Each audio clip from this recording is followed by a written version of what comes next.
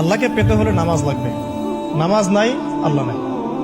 ওয়াস্তাঈনু বিস-সাবরি ওয়াস-সালাহ, তোমরা সবর এবং সালাতের মধ্য দিয়ে আল্লাহর সাহায্য প্রার্থনা করো। আমরা এই জন্য নামাজে বলি ইয়্যাকা না'বুদু ওয়া ইয়্যাকা নাস্তাঈন, আমরা শুধু আপনারই ইবাদত করি এবং আপনার কাছেই সাহায্য প্রার্থনা করি। আল্লাহকে পেতে হলে নামাজের কোনো বিকল্প নাই।